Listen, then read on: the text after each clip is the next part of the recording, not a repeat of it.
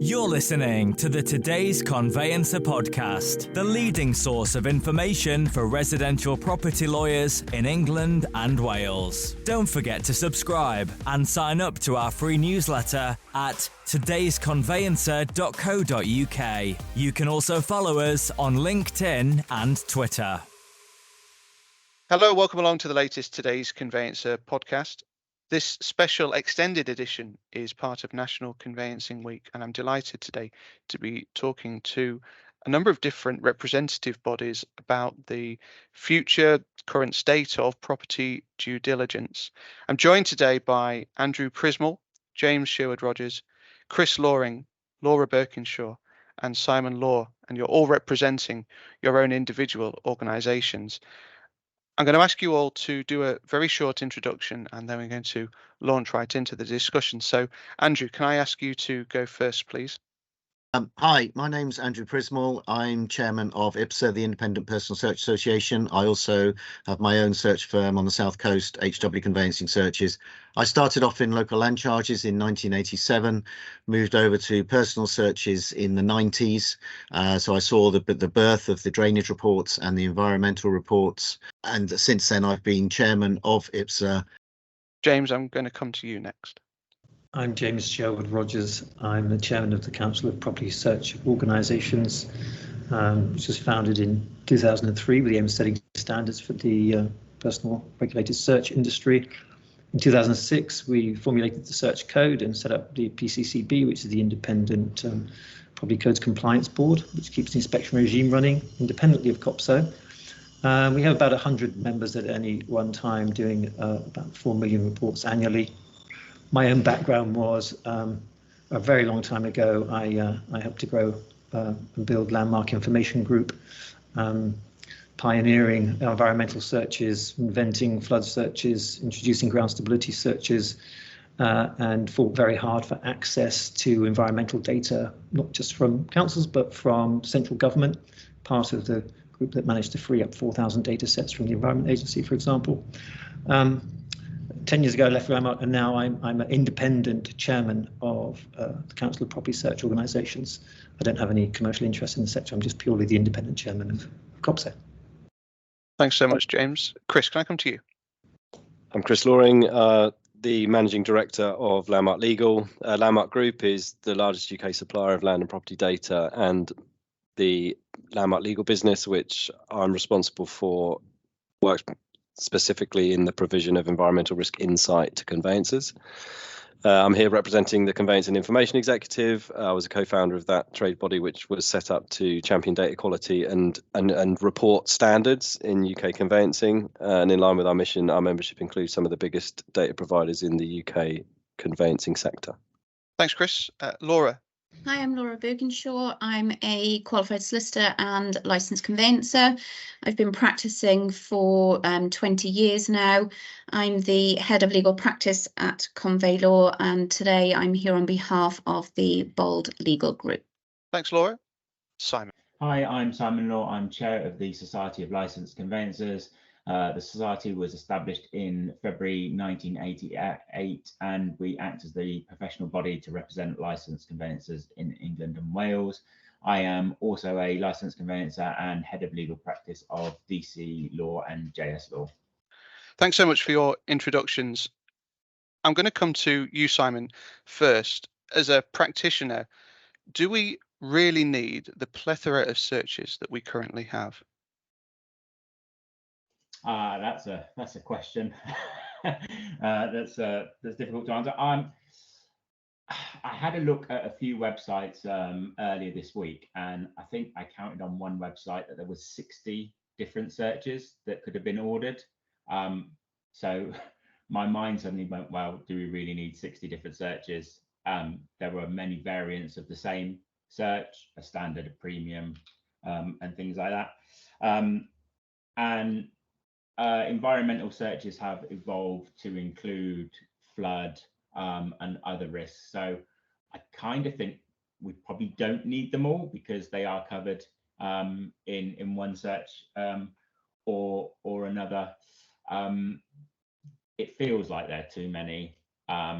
the biggest problem we as conveyancers have is the UK Finance Handbook saying you must order all necessary searches without a definition really of necessary searches. So everybody orders every search that's recommended, whether or not they actually should. And we know that quite often Cole's recommended, yet if you go onto the Cole website and put in the postcode, it says it's not in a Cole area. So I always think if we can do that, then surely the search companies should be able to do that and shouldn't be recommended those searches for those areas. And we always get pushback from clients as to why have you ordered that search? Do I really need it? More and more now with the people mindful of costs. And that's a good point, isn't it, Chris? That the services make recommendations around searches that might need to be reported on. Is that something that the search companies are working on and developing or continuing to develop? Yeah, I think that technology's existed for quite a long time. I think that generally the way that the process works is, a practitioner would obviously identify the property, and then you flow through to the report selection phase, which I empathise, Simon, sometimes looks quite long. But then, once you improve the technology, then you get to a place where, for example, you install a recommended report service, which effectively tells you of the 10 environmental risks that matter, which ones are actually relevant to the specific property in question, and that generally reduces it. I mean, for example, flood risk is relevant for 2 in 5 properties in the UK. Mining risk generally is 1 in 4, so it vastly reduces the volume of flags, if you like. Instead of applying a standard generic approach of ordering everything, you can really focus down on the topics that matter.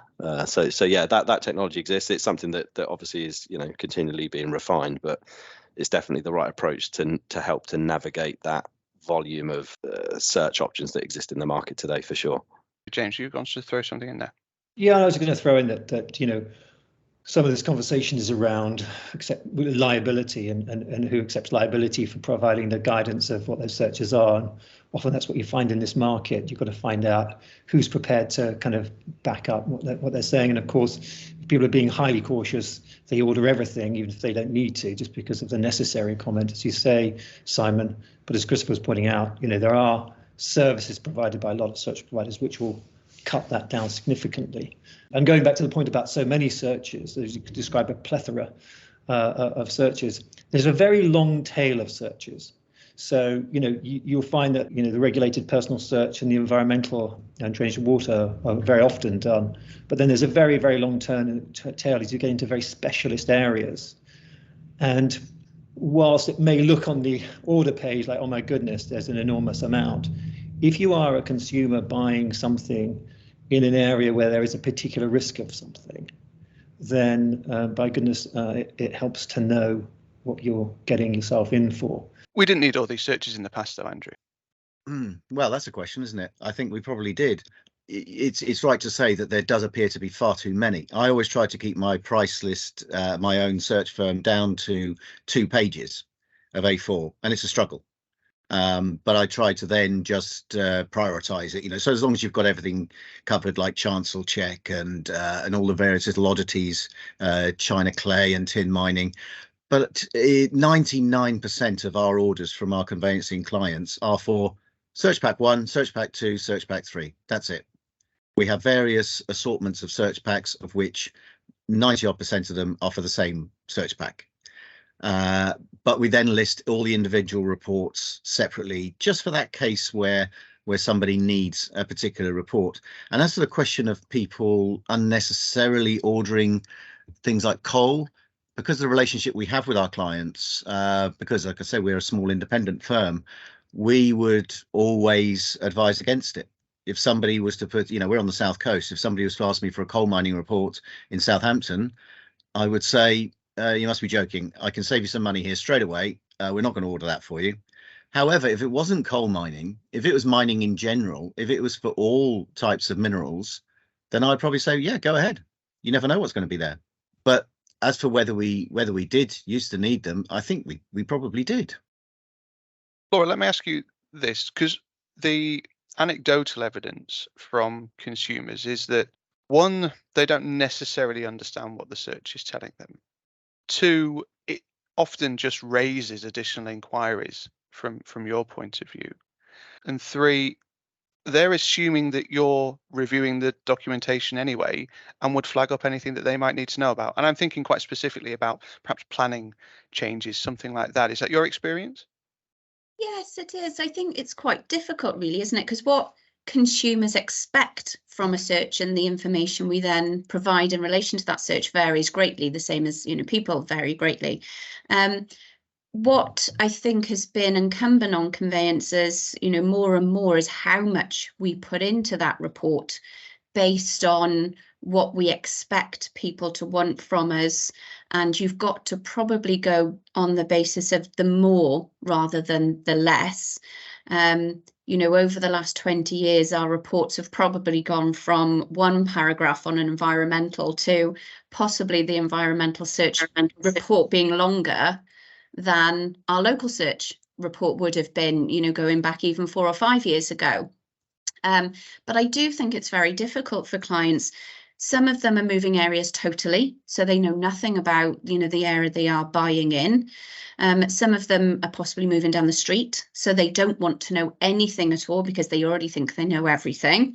I think it's very confusing for consumers, as well as their conveyancers, as to what we're expected to provide and what they expect from us. And of course, now you have to tie in the UKF requirements in relation to what we're informing the clients as well in relation to future sales or a mortgage.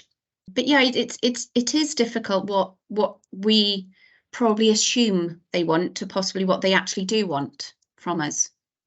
There's a big communication issue there. And just coming back to what Andrew said about local knowledge, Simon, many of the SLC members will operate both locally and nationally.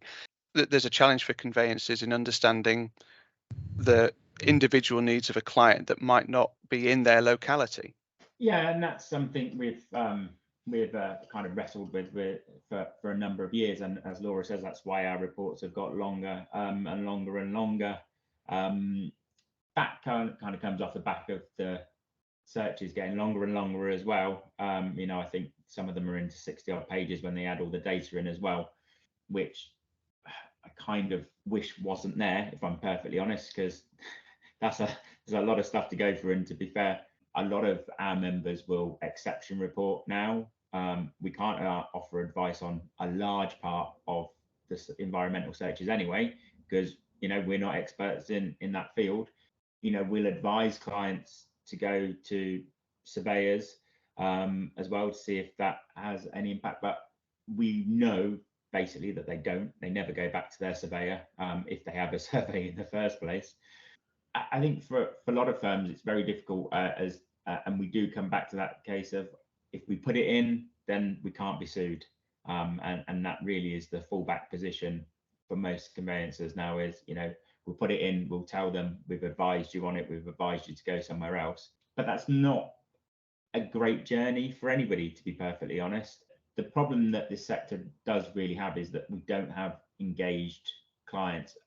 They're not engaged about what they're actually buying. They're going with their heart. I want this property, I need to move because of a job or school or whatever. And to be perfectly honest, conveyancers are just in the way of that, almost there just to move the blockers and get them moved by whatever date. And of course, these things don't rear their ugly head until 12 months afterwards, or even longer than that, when maybe they come to do an extension and they find that it's not connected to the mains, drains, or a previous one didn't have planning permission and they were told and didn't want to do anything about it at the time. There's quite a few things to unwrap in all of that, Simon. One is that you've rightly alluded to the fact that conveyancers aren't environmental scientists, flood experts, climate change soothsayers, and also, there's a massive issue around risk. James, I'm going to come to you next. One of the challenges for conveyancers, for lenders, and for consumers is that as we have more and more access to data, as we know more and more information, should we be feeding that into the reports and therefore into the decision-making process? And one of the challenges is always, when we were looking at environmental reports back in the day, and any report today is, what should you include? With regulated searches, it's relatively straightforward because of the sort of reports that are very standardized, wherever you get them from, there's a set of questions that you need to answer. And so there's a sort of law society, the Con 29 or the regulated search are very, very similar products. When you get into the space of environmental reports and flood reports, it's a space where when more data becomes available, when you can provide a more accurate report, when you can provide an additional data set, there's a competitive edge for providers of these reports. The way I see this is that there's basically two parts to this debate. There's the information that's going into the report, right? And in a world in an environment that is ever changing, case in point, summer 2022, 40 degrees temperatures, wildfires in the south of London. I mean, if you said that to me or anyone 10 years ago, I mean, you just would not have believed it. But so the environment's changing. The need to understand that is growing, and then the information that's available, James, to your point, is increasing. That's kind of a heady mix that points you down a road of information overload very, very quickly. So that's kind of, one of the determining factors of why we are where we are, where there's a need for a lot clearer guidance on what should be served up at what point in the process, because I don't see on the two sides of this, where you've got the information that you can access and the process that you follow. Our focus as an industry should be on the process, and that's where a lot of people are moving to now. So, digital first is kind of a catchphrase, but that's the start point to get to a technology that allows you to interact with a lot more data a lot more quickly. So that's the start point. And then, all of the discussions that we have as trade bodies or as kind of industry stakeholders is around how do we improve the process? How do we move to a technology, for example, with environmental searches, where you've not just got to wait until the last minute, Simon, I think to your point, late in the day that you get told that there's a landfill or a flood zone or whatever else that's going to cause an issue, but actually you can surface that a lot sooner in the transaction because the data's there. The information is ever growing. The challenge isn't with the information. The challenge is with the process and the technology that's used in the industry to serve it up at different points to different people. And the lender's involved in that as well, even before the conveyancer comes in. So there's a need to unify an approach, and that comes back to governance and guidance, which I think we can improve.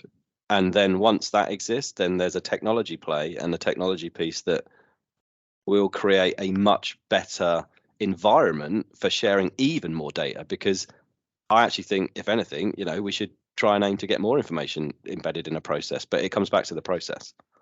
James, there was a point I wanted to pick up on the evolution that in your journey in particular around lenders driving risk. Is there a synopsis of that journey that you could share with us around how environmental searches and flood searches started to be developed? Yeah, a little bit of history. I mean, there's two elements to this. The initial, if you like, regulated search market, and then there's the wider environmental, et cetera, search market. And the regulated personal search market, grew up in the late 80s, early 90s, and search agents going in on behalf of solicitors to answer the Con 29 questions, because you do have a right to inspect the registers. And the problem was, at the time, the councils were taking as much time as they liked, and solicitors were running all kinds of problems. I mean, conveyancing back then was challenging. When you wrote to a council saying, can I have this information, they could take months. And so to bypass that, people started realizing they could inspect the registers. It started with solicitors going in and doing it themselves, and then it developed into an agency going in and doing it for you. And that's the kind of what's created the personal search or regulated market. And that's what CoPSO grew up. So CoPSO came along in 2003 with a bunch of those organizations and said, let's create a trade body and standard, so that you, when you were buying a personal search, that somebody has gone in and looked at the records, and they're not just sending you a bit of paper with a few answers on and fingers crossed. So that's how that grew up. Of course, those regulated or personal search companies were selling other products as well, and that's where environmental searches sort of came in. They didn't come in initially as being sold in. What first happened was they were designed by these guys who got together, who realized that there was a liability for homeowners based around contaminated land legislation that came in the early 90s.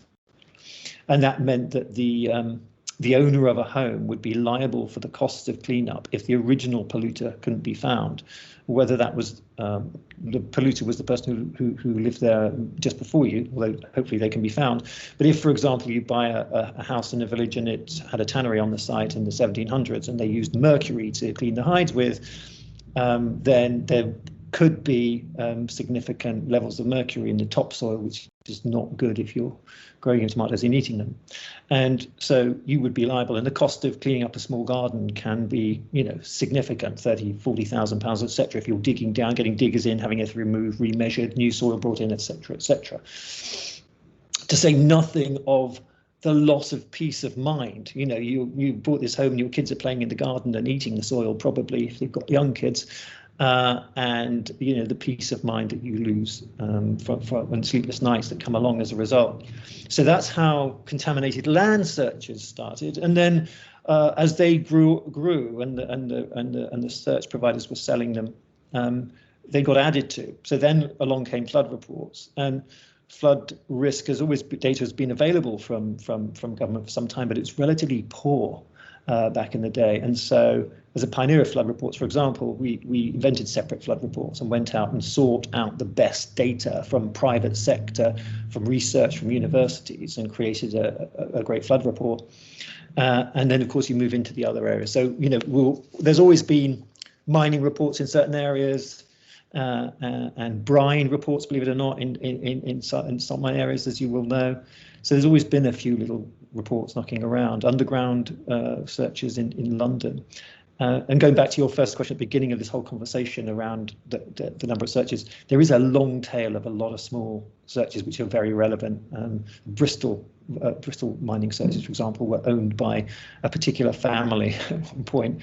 I remember trying to get hold of that data.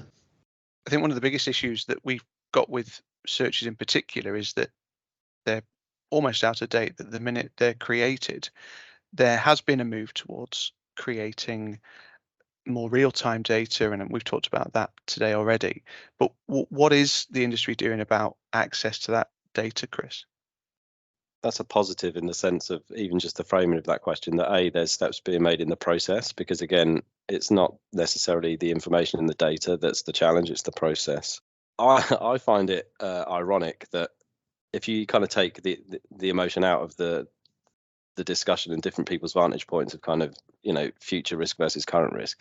If you said the process today is that a consumer buys a property that, 80% of the time is generally backed by a lender, and they don't materially own that property until 25 years into the future, right? So in terms of full ownership, that asset is not entirely theirs. The current process that's run on conveyancing, obviously because it's governed in certain ways, is a point in time, is on this date, on the 15th of March 2023, this is the date at which we can tell you with absolute certainty what the situation is, what the risks are, and how we can manage them, and whether you move forward. Nothing tells you about the future. So actually, that's completely the wrong way around. To a large degree, actually, it's more sensible to project into the future, whether that's 25 years, 20 years, 30 years, whenever that marker is, but generally around that time horizon, and then build back from that. So start with the future and then build a picture and a time frame back to the current day to understand the full picture of risk. Then that becomes a process and a system change, and not an information and data change or a report change, for example. And again, it comes back to technology. How are data providers in the industry adapting to that change and that requirement? Because the lending community are looking that way when they're actually looking at loan provision now. The finance community with TCFD and everything else that's happening, everyone is thinking that way. So as data suppliers to support conveyancers achieve what they need to achieve, every business should be thinking that way, which is how can we create a process or a data provision, whether that's a report or a service or a component part of a report, to start into the future and then work back for all of the different stakeholders involved in that process, because it's not just the consumer, it's the lender that's actually got finance at risk from year 1 to year 25. It's the conveyancer that needs to discharge obviously all of their duties along that process in terms of due diligence, and then you've got the actual home buyer that wants to know what the risk is going to be, from the river at the bottom of their garden. That's the reason that they bought the property in 25 years' time compared to today. So it comes back to technology. Everything comes back to technology, and how do we get the system built to cope with the changes in A, demand of information, which is becoming future focused, and B, the practicalities of building that into the current system, which is a point in time, and that will evolve and change over time. Andrew, do you want to comment on that one? Yeah, there's a couple of interesting points here. I mean, firstly, the local land charges search, the granddaddy of it all, back in 1974. I remember when I first started sending those out from the office in Cardiff Council in 1987, and thinking, by the time the solicitor gets this, second class, of course, this search is going to be out of date. And then had explained to me that, but they allow about 6 weeks embargo on it. Now, that was increased to 6 months when HIPS came in. And as far as I know, it's never gone back. But it's generally become practice now that people can get a free register upgrade whenever they want to. It's all about looking after your customer. And I think with the environmental side of it, the market has a history of deciding. When, as James and Chris were talking about the early days of environmentals, I remember seeing that £20 home check report with Brendan Doyle all those years ago in the 90s. And people were in a rush then to try and embellish it. And I'm sure, James, you were probably part of it, trying to make it more valuable. What can we add to this report? And you suddenly found school grade figures in there, what cars people drove in the street, crime figures, all sorts of stuff. But the market fairly soon decided that they didn't want any of that stuff. We're conveyancers. We're not bothered about how many GCSEs the kids get at the local school. And so the market decided what was relevant and what isn't. The change now is very interesting, because we're starting to, rather than the old local land charges search and the drainage report, which are all very sort of static historical facts, they're all based on facts, as is the tannery that James mentioned. It's all on facts. But we're now getting into a part of the journey where you're going into the future based on predictions. The data is there, and the predictions are there, and the graphs and the tables are all there. But I had a very good point yesterday. I had a seminar yesterday for conveyancers, and we had a representative of one of the environmental reports there talking about climate change in environmental searches. And somebody came up with a very good question and said, yeah, but what if you're wrong? He said, what if you tell me when I'm buying this house that in 20 years' time, it's going to be 45 degrees every summer, the ground will all be cracking up, and and by the way, half of your garden will have disappeared into the sea. But what if you're wrong? What if all the changes that governments around the world are supposed to be making over the next 20 years, or up to 2050 certainly, what if they actually work?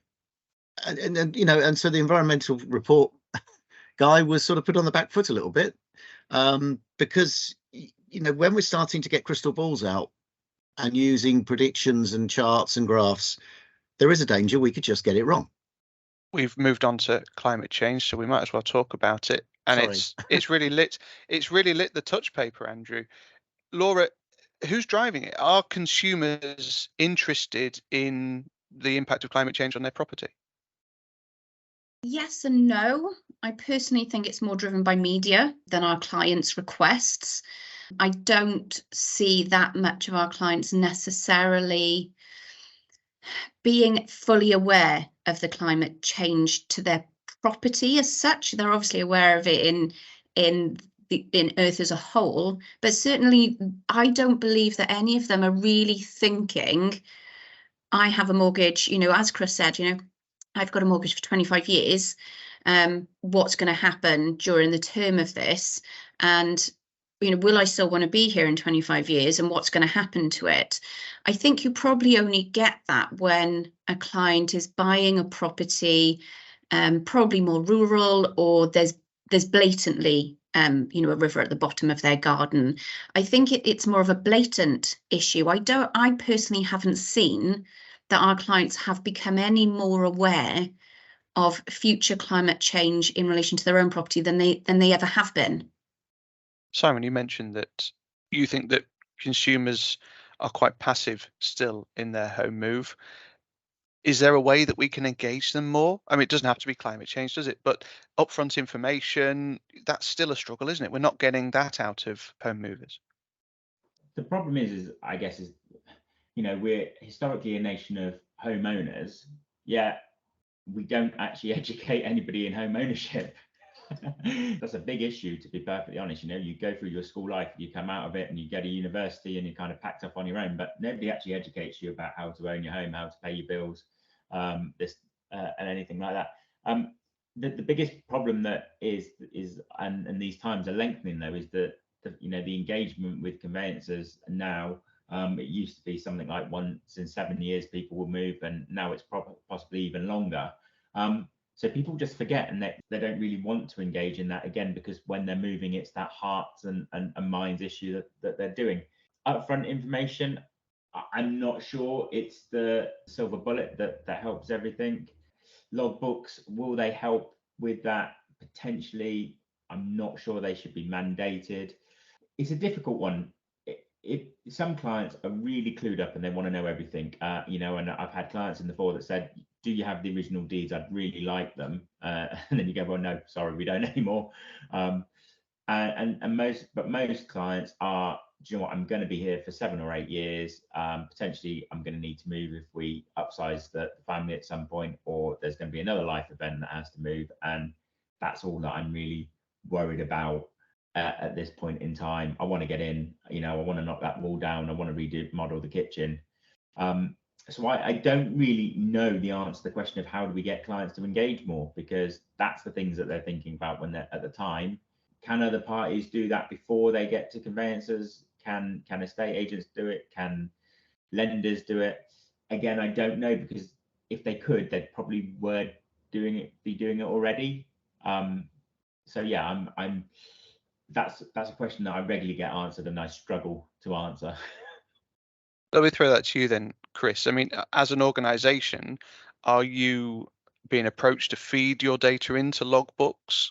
Well, I've got a slightly different angle to this. I think property logbooks potentially is the way forward, because it kind of navigates one of the big challenges that was called out previously around. I think, Andrew, you mentioned, if you're trying to project 30 years into the future, what if the industry is wrong, or what if the data supply is wrong, what if the provider is wrong? And that's a very valid question, right? And the only way really that you can navigate that, and the only way that you can stitch together this increasingly complex growth of kind of this web of information, is to create a property logbook or property passport, or call it what you want. I mean, the CIA did a white paper on this because I see a huge amount of value in that approach, because it effectively becomes the underpinning Bible for all of the material information that you need on any given property, and critically how that changes through time.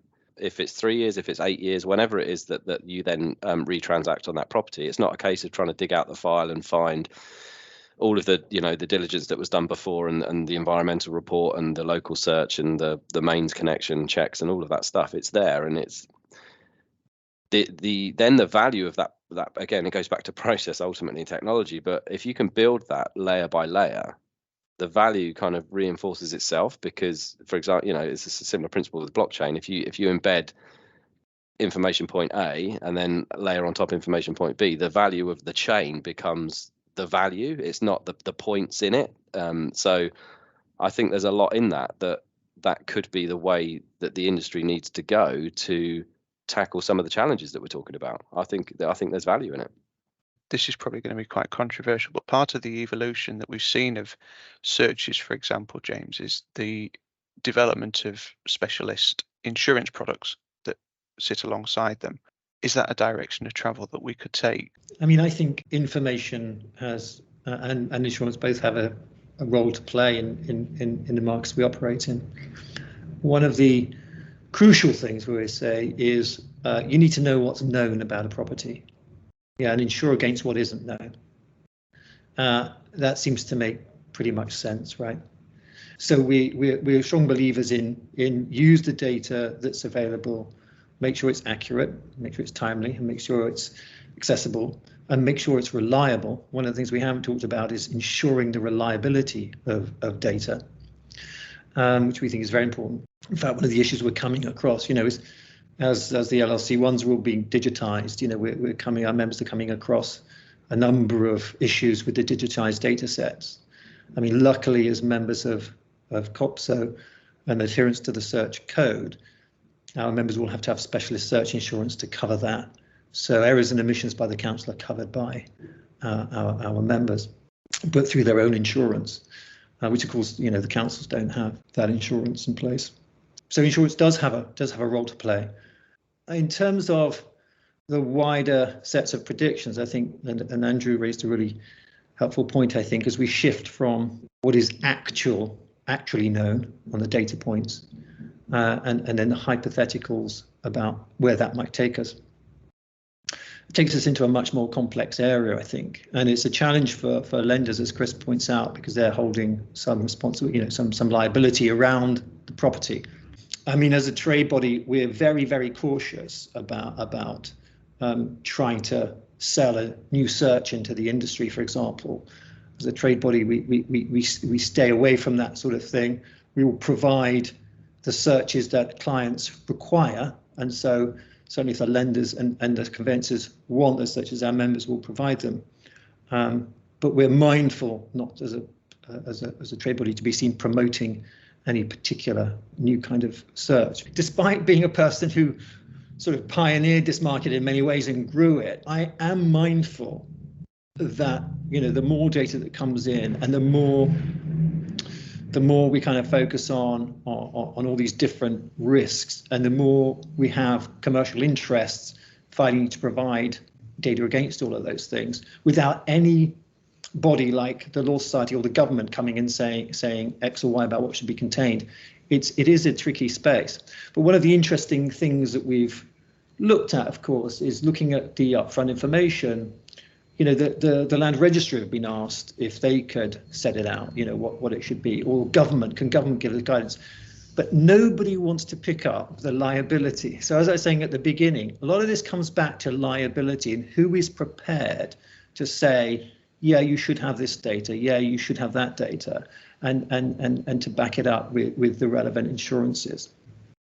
Well, we're fast running out of time on the podcast, so I'm going to ask a final question about the future and what the practitioner wants to see. And we've got a unique opportunity here in having Laura and Simon on board, and obviously the other represented bodies here as well. So I'm going to come to you first, Simon.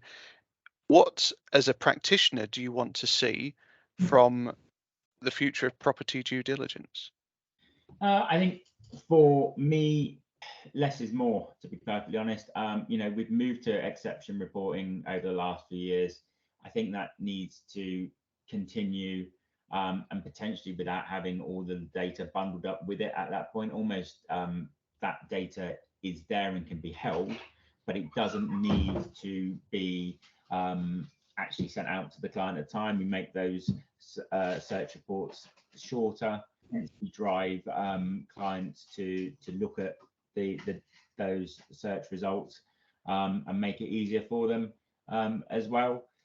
Other than that, obviously some of the reports are including climate change. My thing is what do we do about them as a profession? The answer at the moment is signpost client to this might be something that becomes an issue in the future, where we can continue to educate clients as to what they actually need, and they do need to look at these things. Go on then, Laura. Yeah, I agree with Simon. I think it's really difficult for us as practitioners at the moment. I appreciate what Chris says, he wants to give us a load of data.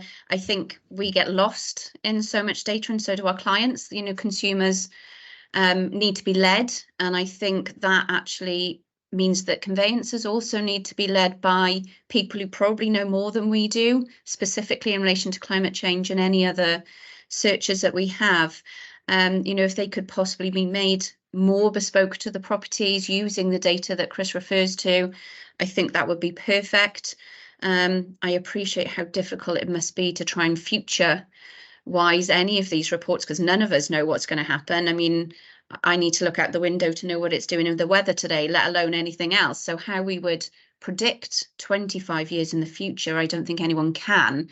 But possibly I think it's something that we need to keep talking about, and how can we make these better, and how can we make this a better journey for our clients for the information that they actually need. And how does the industry respond, Andrew? As far as I'm concerned, we're led by Laura. We provide what the conveyancers want. We're a market economy. We want to make things as simple as possible for our clients and provide them with the best possible service. I thoroughly welcome the recent shift towards all-in-one reports. And I think I appreciate people saying that reports are getting longer and longer and longer. But for example, the LLC 1 Con 29, the good old local land charges report, one of ours from a personal search firm will go on forever because we've got key facts statements, we've got terms and conditions, we've got complaints procedures, but that's because we're regulated. You know, we should have those things because we're regulated. But it does mean that our report goes from being something like 12 pages to 38. But, you know, I would say that as a necessary evil. I definitely welcome the shift towards more all-in-one reports. But I get the feeling, I think that conveyancer who asked that question yesterday at the seminar was very, very wise to be saying, you know, you could have revealed something now against this property which will have affected either the price or the conveyance of that property now based on what you were predicting for 25, 30 years time. And when that person goes to sell the property in 30 years time, they look at it and say, actually, you were wrong. None of those things happened. I could have bought this house for a lot cheaper, or I should have paid a lot more for it. You know, it can work both ways, obviously, but I think there is a danger of going into the future. James, I'm going to come to you next.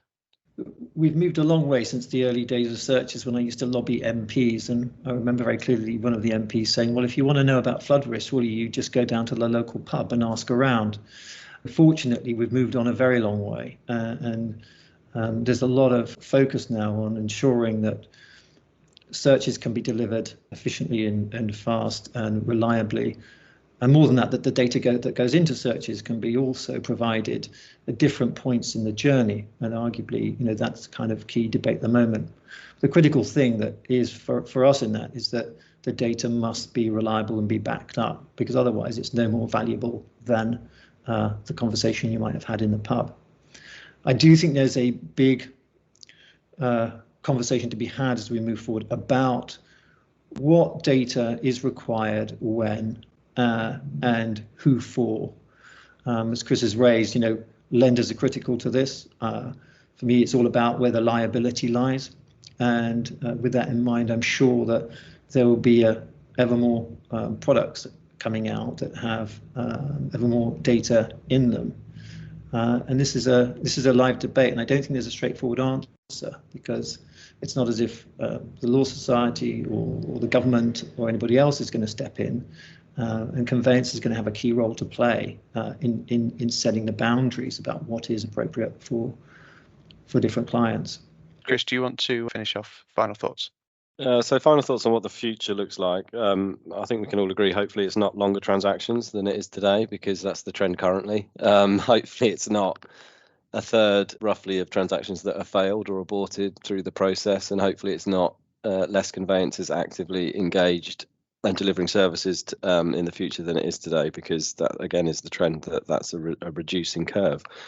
And a lot of that comes from friction in the process. It's not availability of data, it's not quality of data, it's not the provision of that data, it's the process, and it's the technology that underpins that. It's surfacing the right information at the right point in time to the right person. And whether that format is exception testing, or whether it's a binary yes no, a traffic light red amber green at certain stages that then follows with the data, you know, that comes later with all of the underwritten liability and everything else that follows, that's the conversation, that's the focus. It's the process and the technology, without question.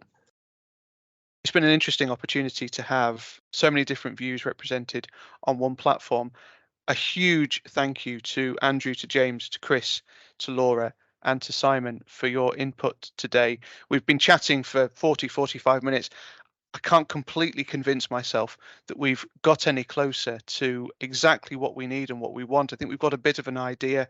It's very clear that reliability is a big concern and a big issue for both practitioners, for consumers, and for the data providers. The thing for practitioners that comes over very clearly is that you need that interpretation. You need that information interpreted in such a way that it makes your life easier, that it reduces those blockages that Chris has alluded to. So thank you very much indeed for your input. It's been a delight to chat to you all. The Today's Conveyancer podcast is available on your preferred podcast provider. This particular episode is also going to be available on the National Conveyancing Week website. Thank you very much indeed to you all for joining. Thank you so much for listening, and we'll see you again soon. You're listening to the Today's Conveyancer podcast, the leading source of information for residential property lawyers in England and Wales. Don't forget to subscribe and sign up to our free newsletter at todaysconveyancer.co.uk. You can also follow us on LinkedIn and Twitter.